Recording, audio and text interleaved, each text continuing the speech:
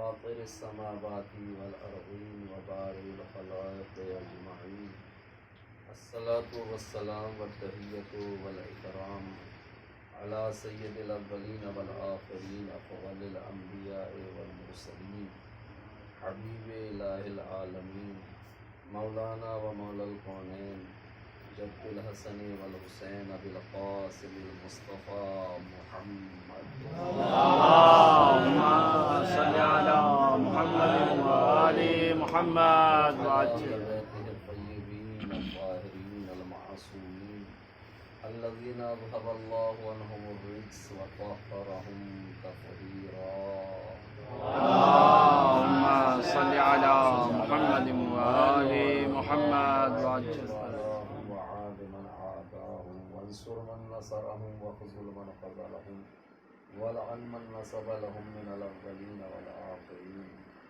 اللهم لعن قتلة الحسين وأصحابه أجمعين آمين يا رب العالمين أما بعد قال الله الحكيم في كتابه العظيم بسم الله الرحمن الرحيم قل إن كنتم تحبون الله فاتبعوني يحببكم الله ويغفر لكم ذنوبكم والله غفور رحيم صلوات محمد وعلى اللهم صل على محمد وعجل حضرات گرامی مجلس اعزاء کی مناسبت آپ حضرات کو واضح ہے میں نے مختصر سی گفتگو کرنے کے لیے آپ کے سامنے اس آیہ مبارکہ کی تلاوت کا شرف حاصل کیا ہے. اس کا تعلق قرآن حکیم کے تیسرے پارے سے ہے اور وہ سورہ آل عمران کی 32ویں آیت.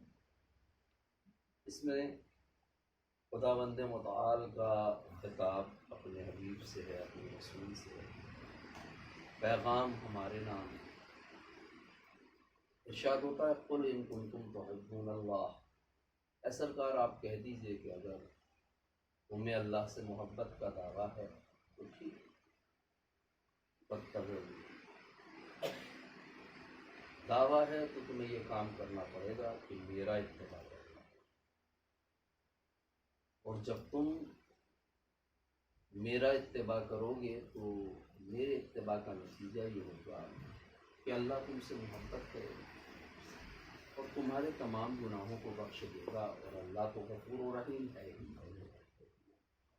یہ آیہ مبارکہ کا ظاہری ترجمہ ہے. آپ تھوڑی دیر کے لیے توجہ دیں تو بات کو آگے بڑھایا جائے. صلوات پڑھ دیں.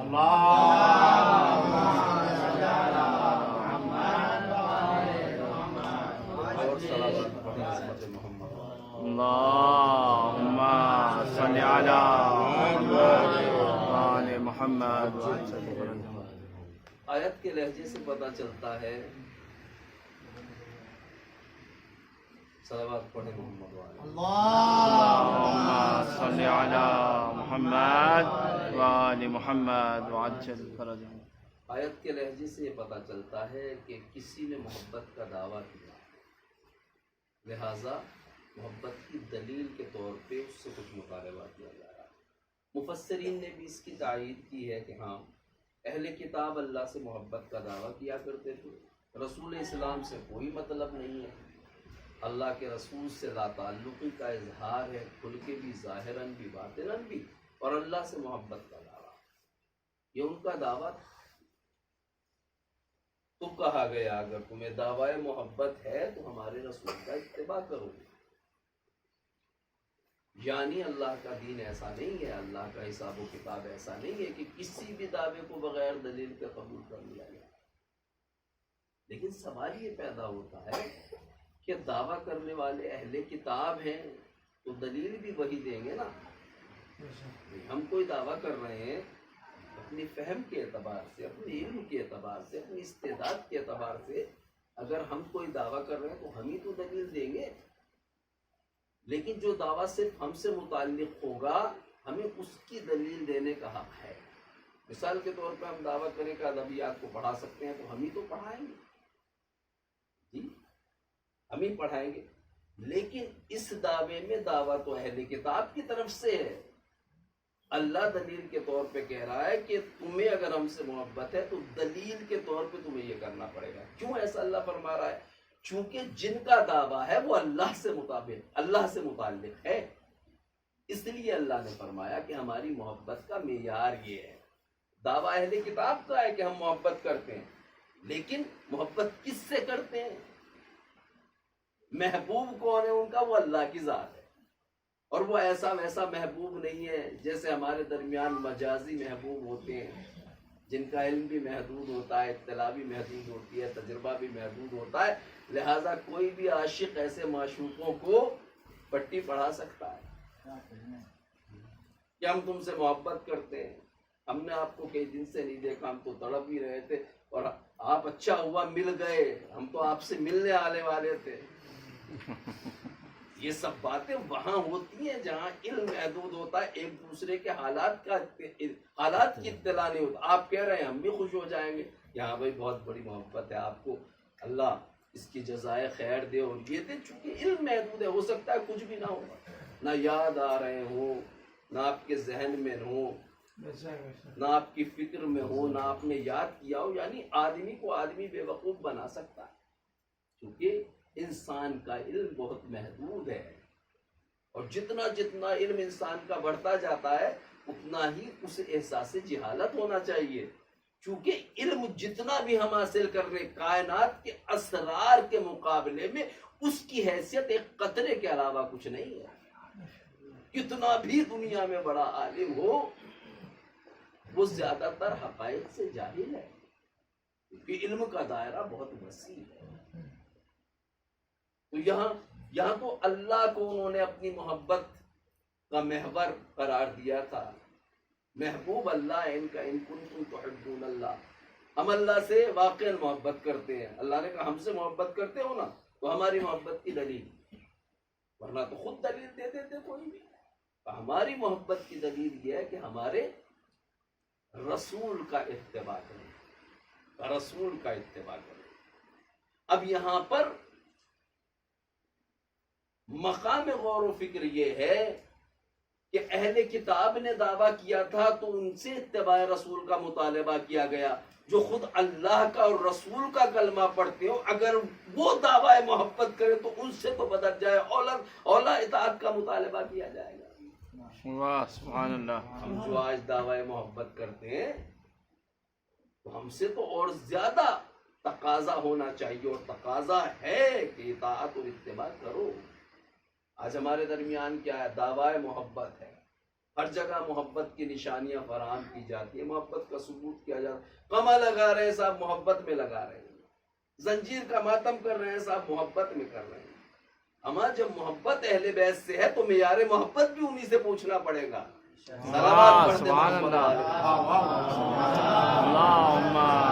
ایسا نہیں ہے کہ ہمیں محبت ہو گئی تو بس اپنی مرضی سے ہم محبوب کے لیے کام کرتے پھریں۔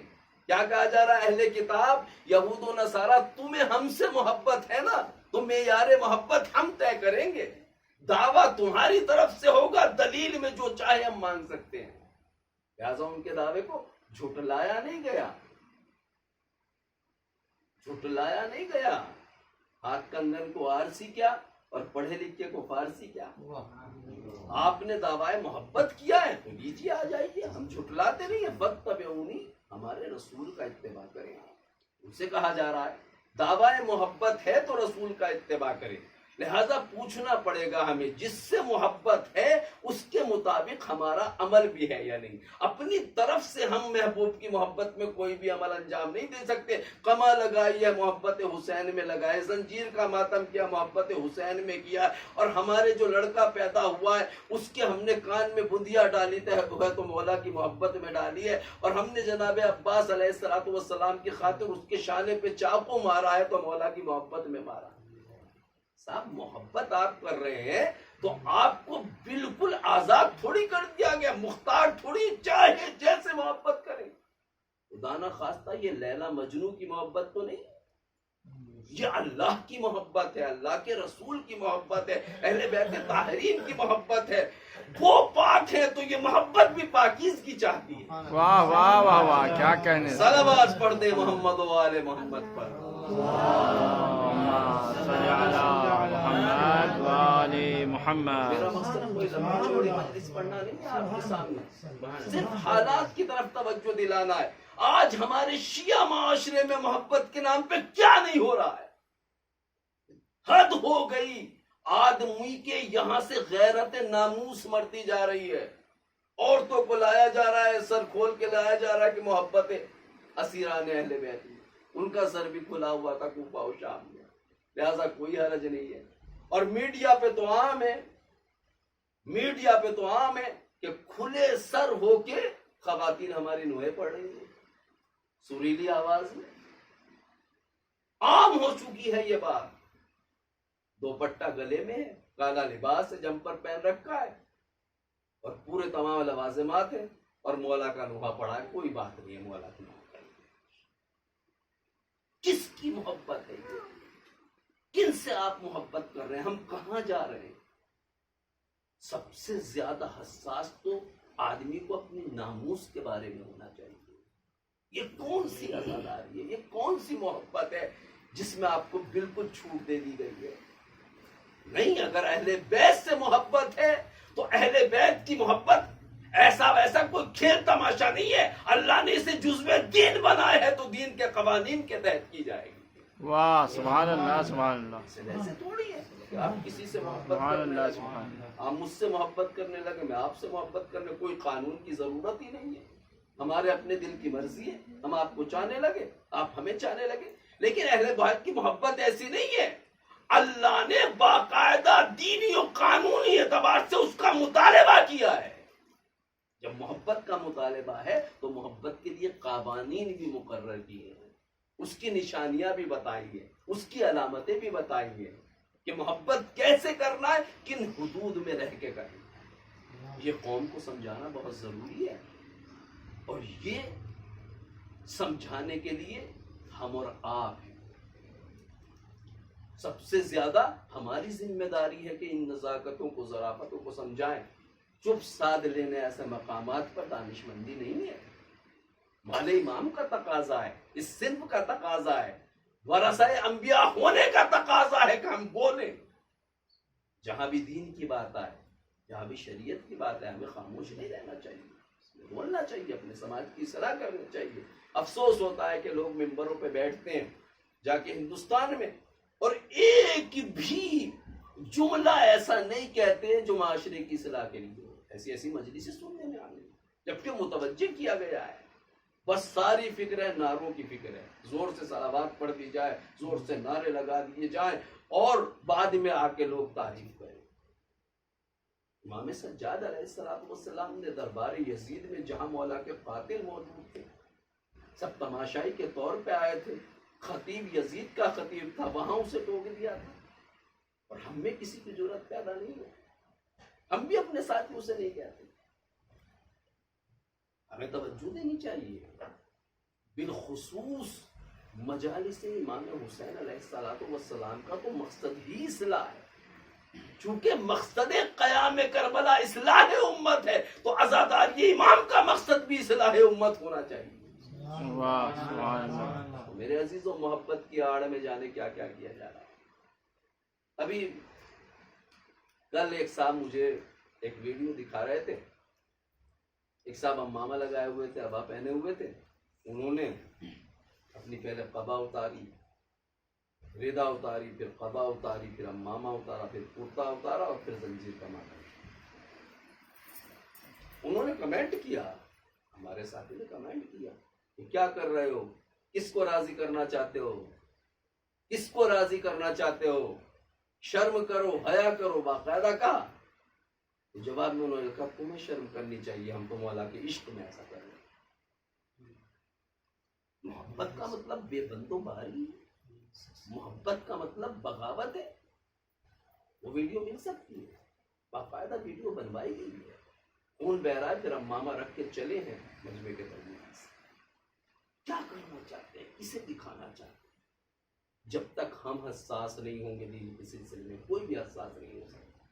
چونکہ جب ہم دین کا کھا کے حساس نہیں ہے، تو جن کی نظر میں مادی اور ظاہری طور پہ دین کا کوئی فائدہ ہی نہیں ہے، یہ تو فائدہ پہنچانے کی ضرورت ہے. جو یتیم ہے وہ یتیم ہے، جو اسیر ہے وہ اسیر ہے، جو بیوہ ہے وہ بیوہ ہے.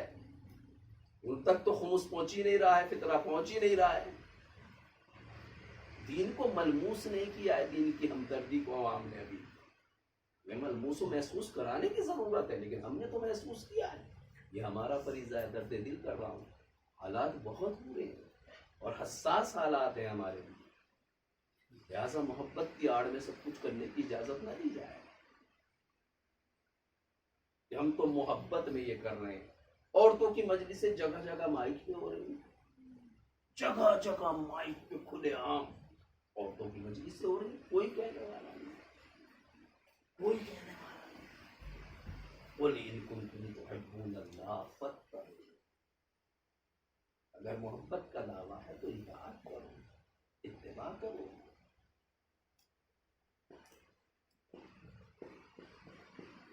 محبت کا دعویٰ ہے تو اتباع اور اطاعت کرنا پڑے گا. محبت اہل بیت کا ایک قانون ہے، قانونی طور پر اسے واجب قرار دیا گیا ہے.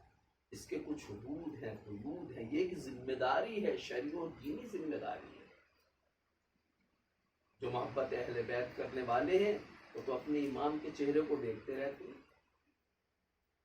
ظاہراً ابان ابن تغلب کا واقعہ ہے کہ امام صادق علیہ السلام کی خدمت سے گئے. اللہم صلی علی محمد وعلی محمد. اور اپنی محبت و معرفت کا اظہار کرتے، اپنے محبوب اپنے امام سے کتنی محبت ہے، کتنی معرفت ہے، کتنی اطاعت ہے، کتنا اعتماد و یقین ہے. کہتے ہیں مولا یہ انار رکھا ہوا ہے، ایک ہے.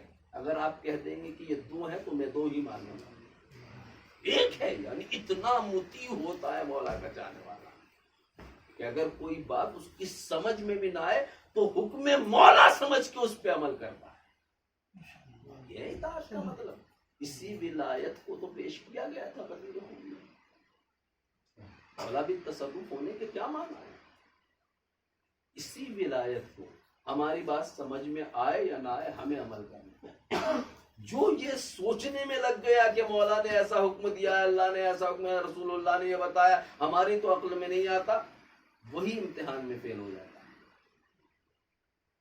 ہمارے پاس دعوے بہت ہیں لیکن ہمارے دعوی محبت کی دلیل اہل بیت کا حکم ہے. اہل بیت کے حکم کی تعمیل ہے. آپ نے تو سنا ہے حسن ابن سہل خراسانی کا واقعہ ہے. کتنے دعوے کر رہا تھا، کتنے مشورے امام کو دے رہا تھا، چھٹے امام علیہ السلام کو، لیکن مولا نے جتنی بھی باتیں وہ کہتا، ایک بات کا جواب بھی مولا نے بات کے ذریعے سے نہیں دیا. کیونکہ آدمی جب محبت میں دعوے کرتا ہے نا، اپنے محبوب کو اپنا قصہ سناتا ہے تو جوش میں ہوتا ہے، حرارت میں ہوتا ہے. اس کی جلدی سے سمجھ میں نہیں آتا. پما لگا رہے ہیں آپ، روکیے گا، آپ پہ فتویٰ لگا دیں گے. روک کے دیکھیے گا. ہمت چاہیے. میں نے روکا ہے، اللہ کا نام لے کے مولا کی مدد باز کے پکڑے ہیں. ہم سے پوچھا ہے. ایسے بھی ہوتے ہیں بعض عقیدت مند لوگ کہ جو پوچھ کے عالم دین سے کما لگاتے ہیں. کئی جگہ یہ اتفاق ہو، مجلس میں بیٹھے ہیں، رو رہے ہیں، ہم سے بھی محبت کرتے ہیں مولا کی خاطر، ہم میں تو کوئی غرضہ ہے نہیں، کچھ ہے مولا کی وجہ سے. ماتم ہوا، جوش میں نکالا چاقو اور کہہ رہے ہیں حضرت جناب اجازت دے دیجیے. میں نے کہا ہماری تو اجازت نہیں، چونکہ اللہ کی اجازت ہے. رک جاتا ہے. بات جگہ پوچھتے ہیں، اگر ہم ذرا سا بھی سہم گے تو لگا دی جاتی. تمہارا محبت میں آدمی جب محبت میں آتا ہے اور دعوے کرتا ہے تو جلدی سے نہیں اٹھتا. حسن ابن سعید خراسانی بارگاہ امام میں ہے، بولے جا رہا ہے، اپنی بھی تعریف کر رہا ہے، اپنے جیسوں کی بھی تعریف کر رہا ہے، مشورہ قیام بھی دے رہا ہے. مولا بات کا جواب بات سے نہیں دیتے. امام کا کوئی عمل اور قول بے مصلحت کے نہیں ہوتا. مولا عمل سے اس کی بات کا جواب دیتے ہیں. تنور روشن کیا جائے اور پھر کہتے ہیں تنور میں چلے جاؤ، پیچھے ہٹ جاؤ. جنگ بھی تو تنور ہے. مولا نے نہج البلاغہ میں جنگ کو باقاعدہ تنور سے تعبیر کیا ہے کہ جب جنگ کا تنور گرم ہو جاتا تھا تو ہم رسول اللہ کی پناہ لیں. جنگ بھی تو تنور ہے، تنور میں بھی تو جان ہی جانا ہے، جنگ میں بھی جان جا سکتی ہے. جنگ کا مشورہ دے رہا ہے، مولانا کا تنور میں کود جاؤ. پیچھے ہٹ گیا اور کہنے لگا مولا آپ اپنے چاہنے والے کو جلانا چاہتے ہیں؟ یعنی حکم امام اس کی سوچ اور عقل سے بڑا تھا، اسی لیے اطاعت میں پیچھے ہٹ گیا. لیکن ہارون مکی آئے، سلام کیا، انہوں نے سلام کیا تھا، مولا کو حکم سے تنور میں کود جاؤ. نہ کچھ سوچا نہ پوچھا، فوراً تنور میں کود گئے. یہ ہے حقیقت محبت اور حقیقت ایمان. کیونکہ محبت کے ذریعے آدمی ایمان کی منزل تک پہنچتا ہے. جس میں کچھ بھی نہیں پوچھا، اسی ولایت کا تقاضا غدیر میں کیا گیا. اولا بالتصرف، جو ہوتا ہے وہ چاہیے جیسے تصرف کرے، یہی غدیری ولایت. امام رضا علیہ السلام تمام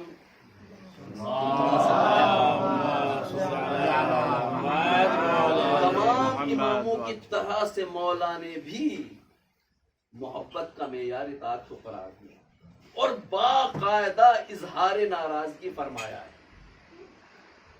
جو لوگ اطاعت میں پیچھے ہیں اور اپنے کو مولا کا شیعہ کہلاتے ہیں، باقاعدہ اظہار ناراضگی فرمایا ہے مولا نے. در دولت پہ کھڑے ہوئے چاہنے والے اپنے کو کہتے ہیں شیعہ. دعوی شیعت ہے لیکن عمل میں شیعت نہیں ہے، اجازت نہیں ہے. دعوی محبت بہت بڑا تھا اور کسی حد تک محبت تھی. میں تو کہتا ہوں آپ سے نہیں، مجھ سے زیادہ تو تھی. کیونکہ 2 مہینے تک یہ پورا قافلہ مولا کی در دولت پہ پڑا رہا. امام رضا کی در دولت پہ روز آتے تھے، کون؟ ہم آپ کے جد کے شیعہ نہیں، تم شیعہ.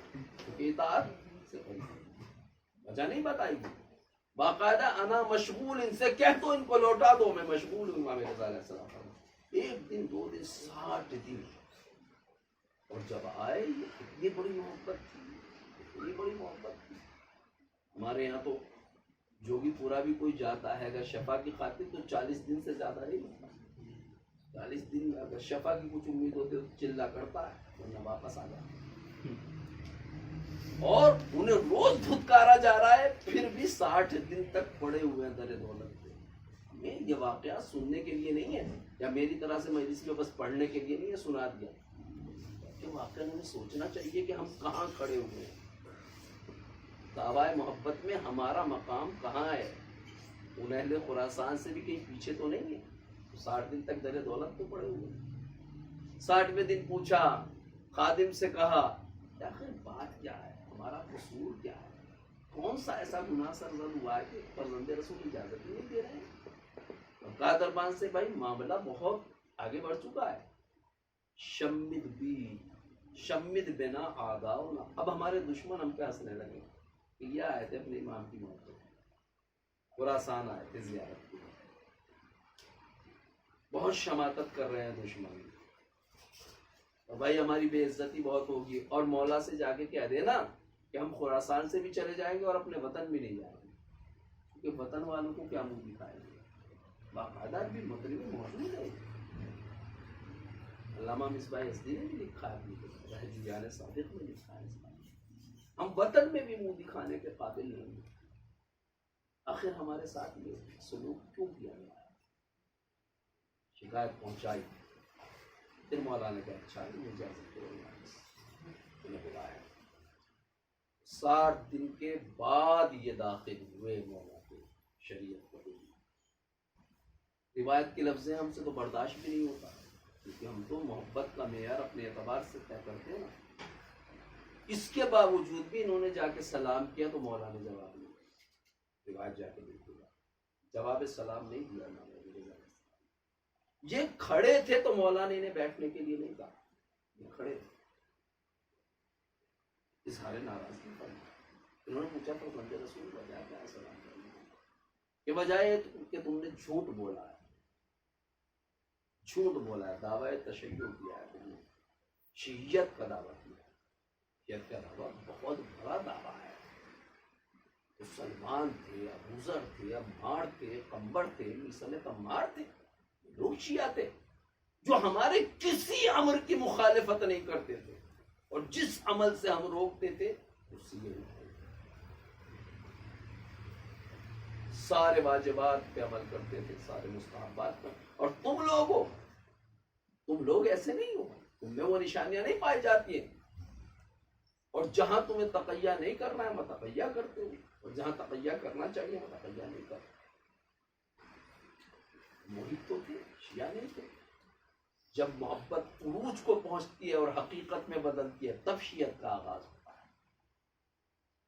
کیا مولا پھر ہم کیا ہیں کہ تم شیعہ نہیں ہو، تم ہمارے محب ہو اور ہمارے دوستوں کے دوست ہیں. یہ انہوں نے کہا، یہ ان کی زبان پہ فکر آیا کہ ہم انا نستغفر اللہ ونتوب الیہ. باقاعدہ مولا کی بارگاہ میں انہوں نے استغفار کیا کہ ہم اپنے جھوٹے دعوے کی استغفار کرتے ہیں. کیونکہ عمدن یہ دعویٰ نہیں کیا تھا، سہمن دعویٰ تشیع کیا تھا اور استغفار بھی کیا. شرمندہ ہوئے، مولا کے سامنے کوئی دلیل نہیں لائے. جیسا مولا نے کہا سر تسلیم خم کیا اور اپنے گناہ کا اعتراف کر کے مولا کی بارگاہ میں اللہ سے توبہ طلب کی اور استغفار کیا باقاعدہ. پھر مولا نے انہیں مرحبا کہہ کے گلے سے لگایا اور اپنے خادم سے پوچھا کہ کتنی بار انہوں نے آگے سلام کیا ہے اور اجازت طلب کیا کہ مولا 60 بار. بعض روایتوں میں لکھا ہے کہ 7 مرتبہ مولا آگے آئے، انہیں سلام کیا، پھر پیچھے ہٹے، پھر آگے انہیں سلام کیا. کا بدلا دیا. جب محب اپنے کردار کو دیکھ کے اپنی گناہگاری پہ شرمندہ ہو جاتا ہے تو امام کی بارگاہ سے اتنا زیادہ اجر پاتا ہے، مقام پاتا ہے. یہی اس آیت میں بھی کہا گیا ہے قل ان کنتم تحبون اللہ فاتبعونی.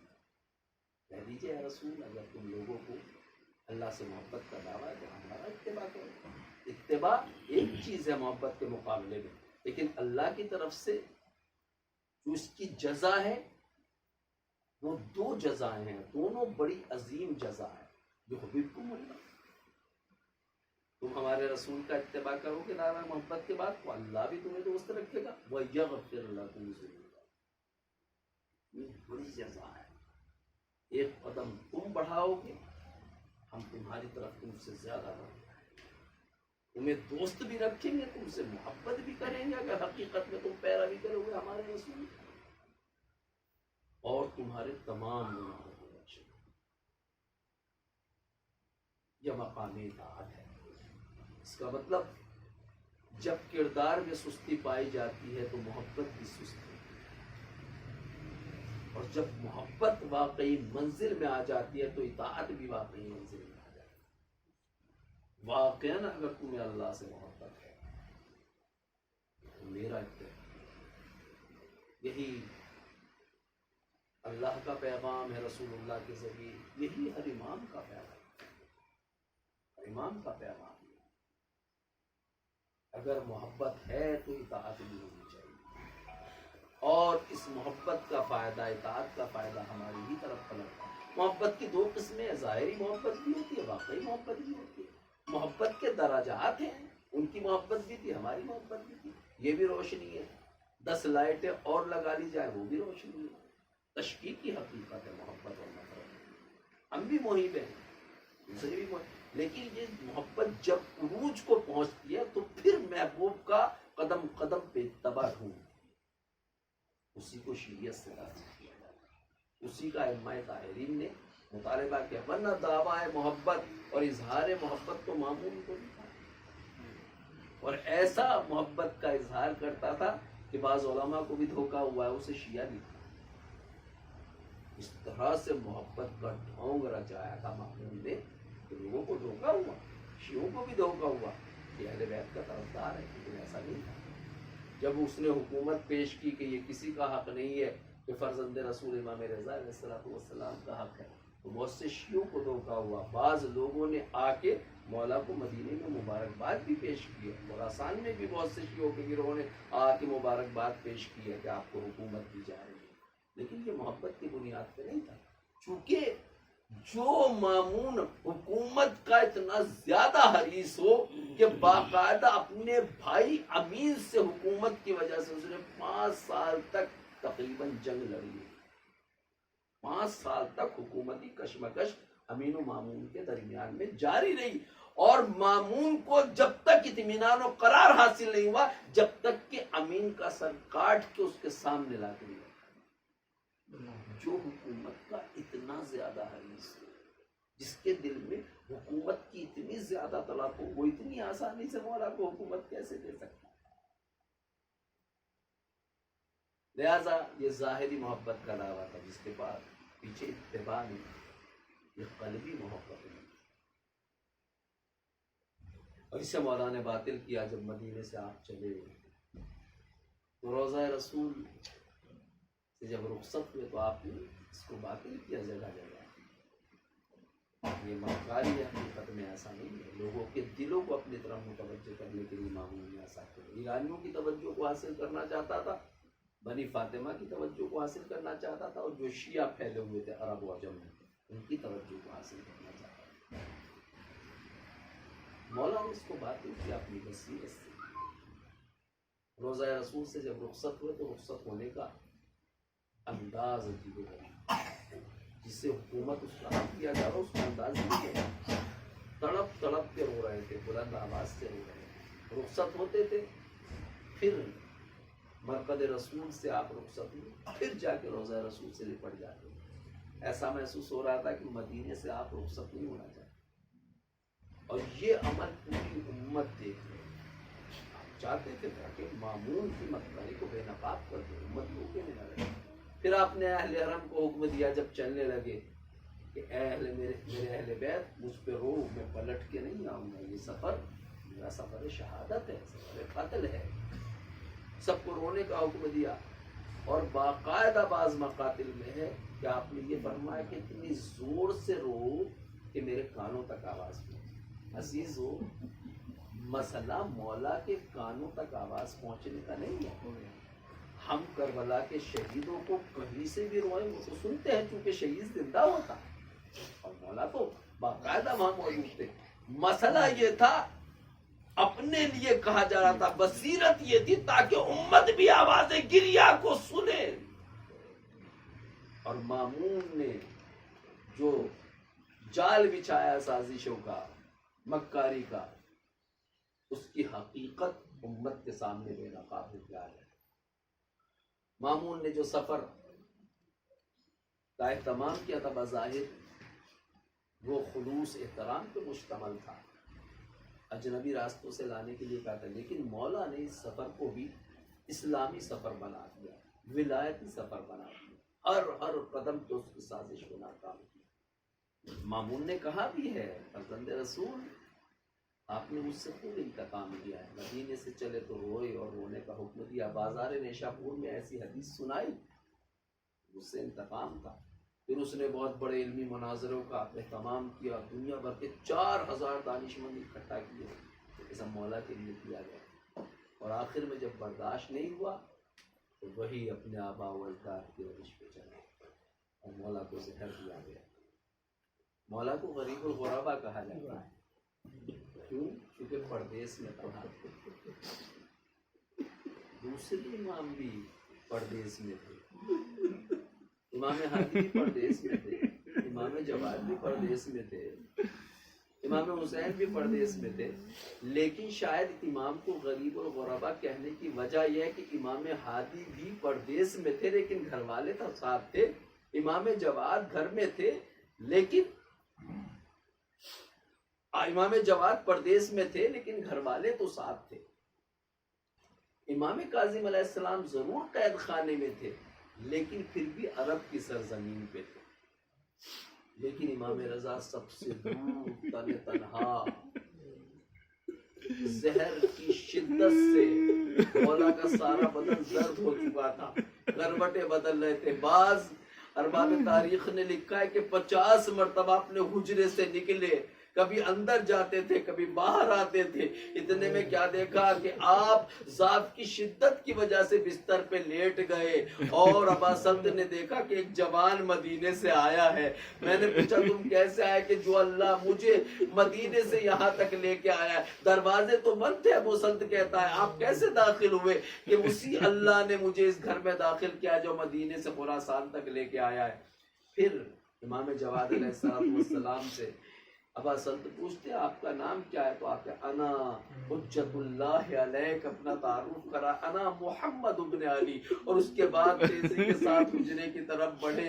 قبل اس کے کہ امام جواد علیہ السلام امام محمد تقی علیہ السلام بابا سے لپٹتے، امام رضا بستر سے اٹھے، اسی عالم میں اپنے ہاتھوں کو پھیلایا، آجا میرے لال آجا، سینے سے لگایا، دیر تک روتے رہے، بیٹے کی پیشانی کے بوسے لیے، رخساروں کے بوسے لیے، دونوں بستر پہ بیٹھ گئے۔ پھر راز و نیاز کی باتیں ہوتی رہی۔ وہ وقت بھی آیا جب امام جواد کی چیخ بلند ہوئی، انا للہ و انا الیہ راجعون۔ ابا سلط کہتے ہیں میں دوڑ کے گیا تو امام جواد کو روتے ہوئے پایا، اور امام نے کہا کہ تم فلاں حجرے میں جانا، سامنے وہاں تخت بھی موجود ہوگا اور وہاں پہ پانی بھی موجود ہوگا۔ کیونکہ میں پورے گھر کو دیکھے ہوئے تھے، میں نے کہا محمد ابن علی یہاں کچھ موجود نہیں ہے کہ ہم کہہ رہے ہیں، جا کے دیکھو وہاں پہ سب کچھ موجود ہے۔ تختہ غسل بھی موجود تھا، آب غسل بھی آمادہ رکھا تھا۔ میں تختہ غسل اور پانی کو لے کے آیا، میں بھی غسل میں مدد کرنے کے لیے اپنی آستینوں کو چڑھا رہا تھا تو امام محمد تقی نے کہا تمہاری ضرورت نہیں ہے، حجرے سے باہر نکل جاؤ، میرے ساتھ کچھ افراد ہیں جو مدد کرنے کے لیے آئے ہیں۔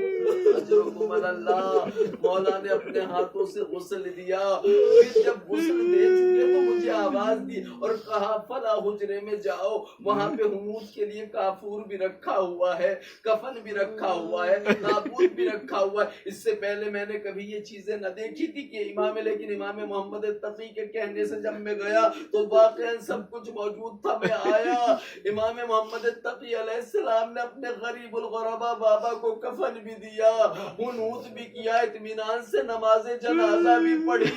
اس کے بعد ابا سلط کہتے ہیں میں نے جو دیکھا، میں دیکھنا چاہتا تھا کہ فرزند رضا کہاں تشریف فرمائے، مجھے کہیں نظر نہیں آئے۔ مولا پھر اعجاز کے ذریعے سے مدینے واپس آ گئے۔ میں مولا کی خدمت میں عرض کروں گا، مولا ایک عرصے سے امام رضا آپ کے پدر بزرگوار عالم غربت میں تھے، شہادت کا جب اہل مدینہ کو پتا چلا ہوگا، ماں بہنوں اور پھوپھیوں نے پوچھا ہوگا اپنے باپ کو کیسا پایا تو آپ نے ذکر کیا ہوگا بابا سے جا کے زندگی میں ملا تھا، بابا کے بوسے لیے تھے، بابا سے راز و نیاز کی باتیں کی تھی، میرے زانوں پہ میرے بابا کا دم نکلا ہے۔ جب پوچھا ہوگا کس نے غسل دیا ہوگا تو آپ نے تسلی دی ہوگی میں نے اپنے ہاتھوں سے غسل دیا تھا، میں نے کفن بھی پہنایا تھا، میں نے حنوط بھی کیا تھا، میں نے اطمینان سے نماز بھی پڑھی تھی۔ سیدانیوں کو اطمینان ہو گیا ہوگا کہ عالم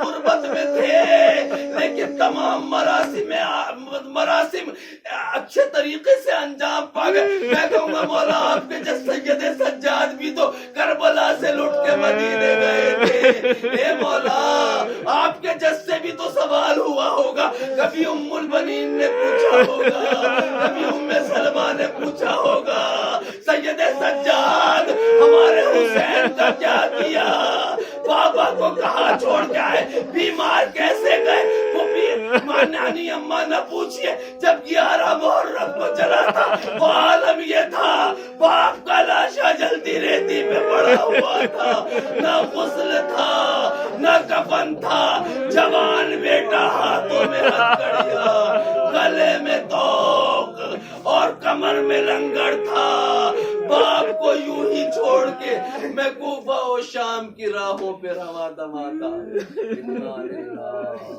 و انا الیہ راجعون، الا لعنۃ اللہ علی القوم الظالمین۔ پروردگار اس مختصر سے ذکر کو اپنی بارگاہ میں شرف قبولیت عنایت فرما۔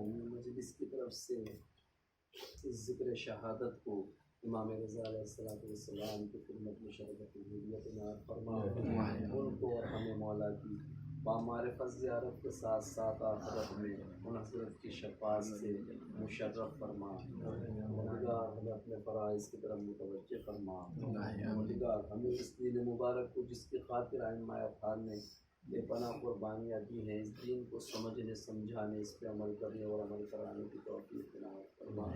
پروردگار جہاں جہاں مولا کے چاہنے والے موجود ہیں، ہمارے اور ان کے دین، ایمان، جان، مال، عزت، آبرو والوں اولاد کی حفاظت فرما۔ الہ آمین۔ پروردگار انقلاب اسلامی ایران جو امانت اہل بیت طاہرین علیہم الصلوۃ والسلام ہے، اس کی اور زیادہ حفاظت و حمایت فرما۔ اس کے دشمن اگر ناقابل ہدایت ہیں تو انہیں اس کو محفوظ فرما۔ پروردگار پرچم اسلام کو اور زیادہ سربلند فرما، پرچم کفر و نفاق کو اور زیادہ سربلند فرما۔ پروردگار بحق محمد و آل محمد علیہ الصلوۃ والسلام، بحق مظلومیت حضرت امام رضا علیہ الصلوۃ والسلام، فرزند رضا حضرت امام زمانہ علیہ الصلوۃ والسلام کے ظہور مبارک میں تعجیل فرما، الہ آمین، تعجیل فرما، الہ تعجیل آمین، فرما۔ ہم سب کو مولا کے سچے شیعوں میں شمار فرما۔ الہ آمین۔ ربنا تقبل منا